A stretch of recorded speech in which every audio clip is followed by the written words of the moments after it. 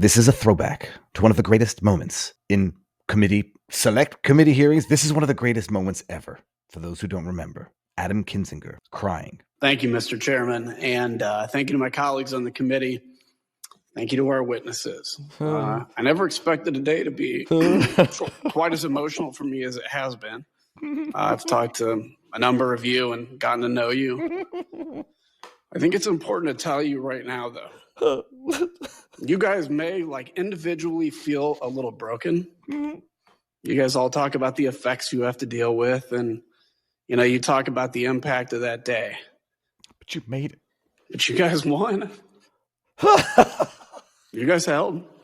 Like most Americans, I'm frustrated that 6 months after a deadly insurrection breached the United States. A deadly insurrection, by the way. This is investigating the insurrection. This face, like trying to squeeze blood out of a rock. Wait, here.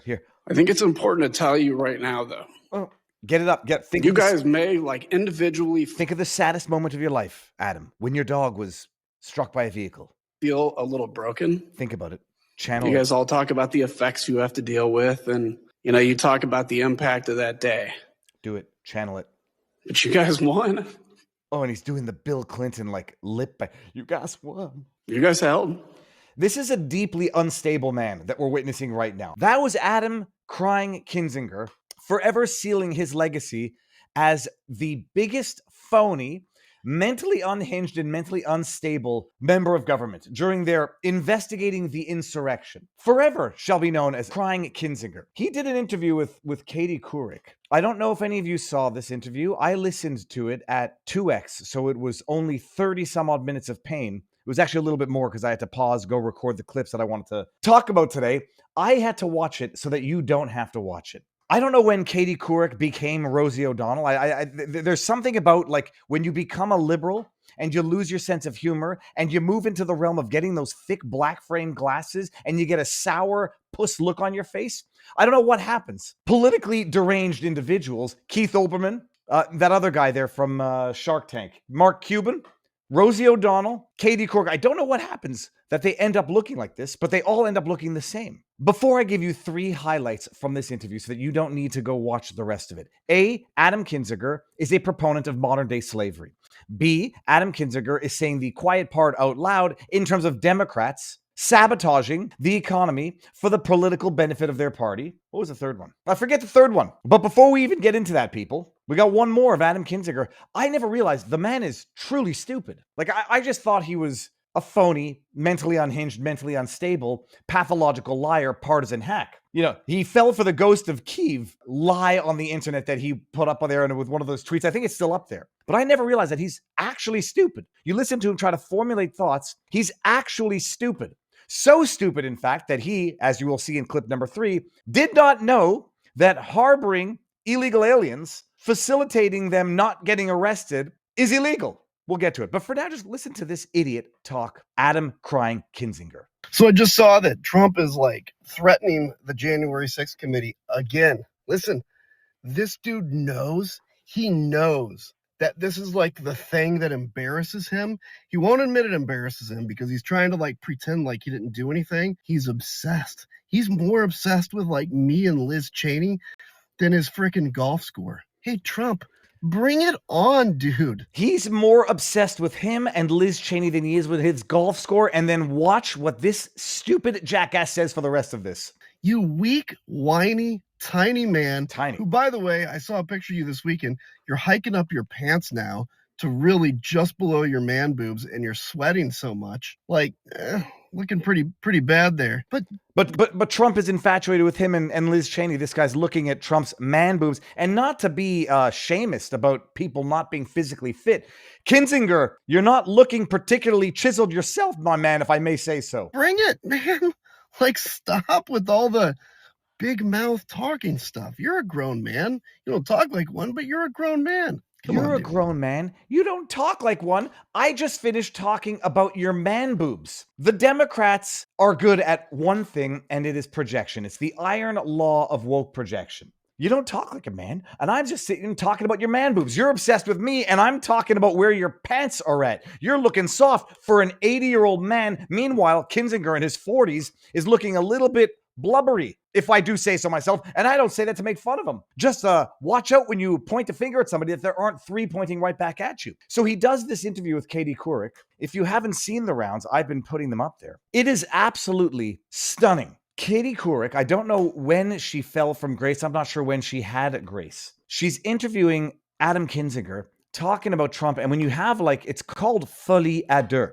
It's two insane people bouncing off their insane ideas with one another. And there's no grounding in reality to fact check, reality check, or push back on the derangement of both of these people. This is Adam Kinzinger talking about the fact, when questioned about Judge Dugan, who was the judge arrested for hiding an illegal alien that had a hearing in front of her, pushing him out the back door of the courthouse so that ICE agents can't do what ICE agents were there to do, which was arrest and potentially deport the criminal illegal alien. You won't believe, nul n'est censé ignorer la loi. Ignorance of the law is no excuse. It's basically a principle of all forms of law. The only caveat to that is sometimes there are so many bloody laws, you couldn't know what was illegal and what wasn't. When I found a turtle shell, when I was biking on a path, and then someone's like, you're not allowed picking that shell up. It's like, well, first of all, I did Google it, and it's a freshwater peninsula cooter or something. It's a freshwater. Yeah, but are you supposed to know that you can't pick up a shell if you find it? Sometimes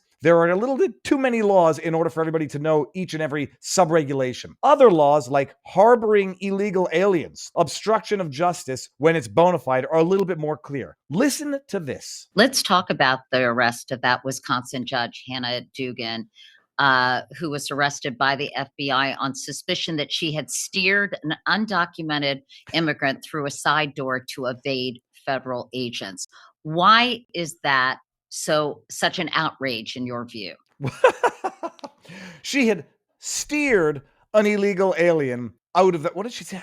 It's unbelievable. Undocumented, suspicion that she had steered an undocumented immigrant through. Steered an undocumented immigrant, concealed, aided and abetted an illegal alien who was also in front of Judge Dugan on battery charges. Steered an undocumented immigrant. They're not immigrants, they're aliens, because if you enter a country illegally, you are not an immigrant. They're not undocumented, they're illegal. Steered, beautiful euphemism for corruptly hidden. But they're Anne Frank. All of these illegal wife-beating, Kilmar Abrego Garcia, we're going to get to him as well. They're Anne Franks. And it's the duty of the protectors of the Jews in their own mind to now hide the illegal aliens who are actually in front of that very judge because he abused a woman and I believe it was her boyfriend, hospitalized both of them, steered an undocumented immigrant. Holy hell, Katie Couric. I mean, I think you end up looking like the Rosie O'Donnells when you have your soul sucked out of you and you become consumed by evil that it looks like you've been sucking on a lemon for the last 4 days. Through a side door to evade federal agents. Why is that such an outrage in your view? So it's two things. First off, I didn't know it was illegal to, kind of hide somebody that has not been convicted necessarily by the feds. They wanted to deport him. I don't know all the details, but so is this saying that if you know somebody who's illegal and they're at your house and the police come, that it's illegal to say they're not there? That's kind of chilling, to be honest with you, if it's like that. That's kind of chilling. They said the word chilling 4 times in that segment. That's kind of chilling. Oh, yeah, here, United States Code, Section 1071, concealing person from arrest. I don't know all the details, but so is this saying that if you know somebody who's illegal and they're at your house and the police come, that it's illegal to say they're... Whoever harbors or conceals any person for whose arrest a warrant or process has been issued under the provisions of any law of the United States, so as to prevent his or her discovery and arrest after notice or knowledge of the fact that a warrant or process has been issued for the apprehension of such person, shall be fined under this title or imprisoned not more than 1 year or both, except if that warrant or process issued on a charge of felony or after conviction of such person of any offense, the punishment shall be a fine under this title or imprisonment for not more than 5 years or both. Let's just hear his stupidity one more time. And they're at your house and the police come, that it's illegal to say they're not there. That's kind of chilling, to be honest with you, if it's like that. That's kind of chilling, to be honest with you, if it's like that. Dumb, unhinged, and I would dare say dangerous to America. Quite literally. So you're saying it's illegal to harbor an illegal alien or a criminal in my house if the cops come but he hasn't been convicted yet? Yeah, well, there's actually a separate crime for harboring a convicted felon. You see, there's two different types of crimes because one is a little bit more serious than the other. So yeah, crying Kinzinger, it's illegal. But can you imagine the sheer stupidity of a former, is he former member of Congress or still is? If someone comes to my house and I'm harboring an illegal criminal and I say he's not here to evade arrest, that's kind of chilling. No, what's kind of chilling is that you used to be in the government and you think that it's kind of chilling that you can't lie to federal authorities to hide someone who's wanted for arrest for having broken the law or under a process. Quite amazing. And it doesn't stop there because this interview, it's fully à deux.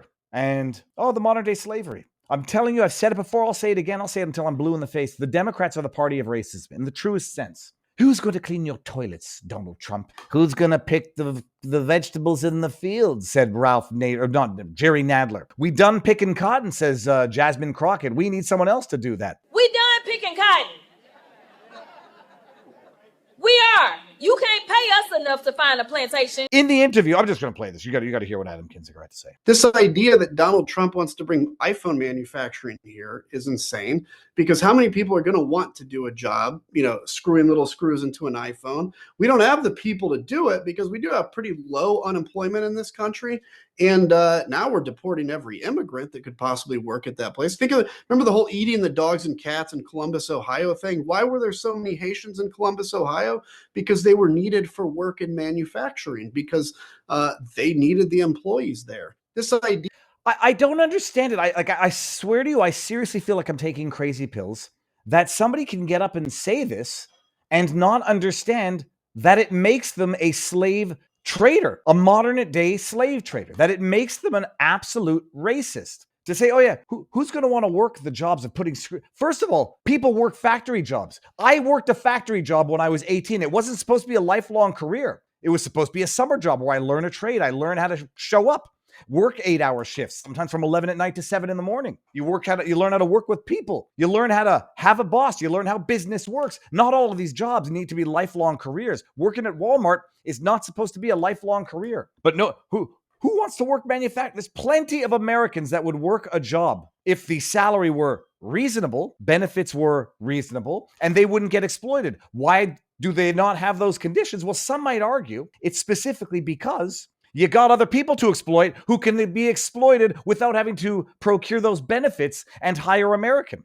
The idea that Donald Trump wants to bring iPhone manufacturing here is insane, because how many people... Insane to bring iPhone. First of all, it's not all putting little screws together. And by the way, nice to know that you tolerate that being done in China, where you get little kids doing it, I guess, because they got smaller fingers, right, Kinzinger? People are going to want to do a job, screwing little screws into... Nobody's going to want to do that job. Nobody's going to want to pick the fields. And we deported all the immigrants. To an iPhone. We don't have the people to do it because we do have pretty low unemployment in this country. And now we're deporting every immigrant that could possibly work at that place. Remember the whole eating the dogs and cats in Columbus, Ohio thing? Why were there so many Haitians in Columbus, Ohio? I thought it was because they needed protection status to escape the environmental crisis of Haitian environment. I thought it was, because they needed refugee status or temporary protected status. Oh, what's that, Adam Kinzinger? Why were there so many Haitians in a town of 30,000 that has homeless problems, drug addict problems already that they're not tending to? Why were they there? Oh, because corporations needed the slave labor? Because they were needed for work in manufacturing, because they needed the employees there. I don't understand how people say this. I don't understand how it's not flipping outrageous. I love the fact that they're saying the quiet part out loud, and I have to go sit through this and memorialize it for all of eternity. Because if I don't, who will? They say the quiet part out loud. Yeah, we're idiots who don't know the law, and yet we were prosecuting Trump. We're idiots who don't know the law. It's my first day. I didn't know it was illegal to lie to cops when they're there to arrest an illegal criminal. Oh no. Oh, it's because he's an illegal alien? Well, I don't consider that a crime. Oh, nobody gives a sweet bugger all. Shouting their stupidity and their ignorance out loud. Shouting their racism and modern day slave trading proponents of out loud. And here, listen to this one good and careful, and you'll understand what I genuinely believe was either at the root of the 2020 COVID outbreak, or at the very least, how it was co-opted by Democrats to tank Trump's presidency. They wanted to destroy the economy. They wanted to create havoc. so they could use it against Trump because they knew a shitty economy going into an election, you tend not to get reelected. Listen to what Adam Kinzinger and Rosie O'Donnell have to say about how to flip the votes of people who currently support Trump and what might sway them to turn away from Trump. Listen to this. Listen to this. Understand it. What do you think, Adam, it will take for his hardcore MAGA base to flip? Okay, so I think if the hardcore MAGA base flips, it will be because of a devastating economy that you can absolutely pin on him, right? So all of a sudden, and this is quite possible, we have real shortages of things like toilet paper. It reminds us of COVID and the supply chain issues there. I mean, we're finding out that, shipments that are supposed to be arriving on the West Coast are already either significantly gone or have much less inventory coming in. That trickle down effect to the railroads, to the truckers, to the grocery store, and to the Walgreens or CVS is pretty devastating. You automatically made this assumption that the economy was going to be good. So it's like Maslow's. No, I just have to go here. I mean, I should be careful what I'm observing in others because it might be true of myself. I got my little grimace in my brows here from doing this all the time. Like what your mother used to say, if you make that face forever, it's going to stay that way. The bitter, sucking on a lemon, I hate Donald Trump face right there. Good. So it's like Maslow's hierarchy, right? The economy is here. If you assume that's going to be good, then you can start voting on these little self-actualization things that bother you, right?